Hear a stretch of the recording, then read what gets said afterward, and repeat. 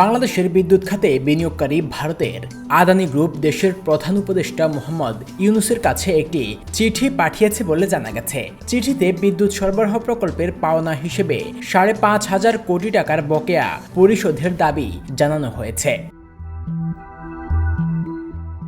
আদানি গ্রুপের Godhra power plant থেকে বাংলাদেশে বিদ্যুৎ সরবরাহের পর কয়েক মাস ধরে বিল পরিশোধে জটিলতা দেখা দিয়েছে।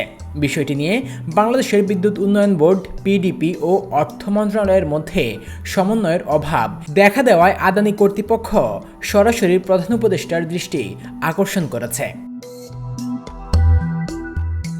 চিঠিতে উল্লেখ করা হয়, দুই দেশের চুক্তি অনুযায়ী বাংলাদেশ নির্ধারিত সময়ে বিল পরিশোধে বাধ্য, অন্যথায় এটি দ্বিপাক্ষিক অর্থনৈতিক সম্পর্কে প্রভাব ফেলতে পারে। বিশ্লেষকদের মতে এই দাবি কেবল অর্থনৈতিক নয়, রাজনৈতিক ও কূটনৈতিক চাপের ইঙ্গিতও বহন করছে।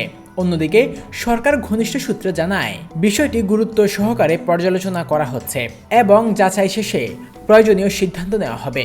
আদানি গ্রুপ বাংলাদেশের কাছে ৫,৫০০ কোটি টাকা পাওনা দাবি করছে। দুই দেশের অর্থনৈতিক সম্পর্ক ও বিদ্যুৎ সরবরাহের প্রভাব ফেলতে পারে।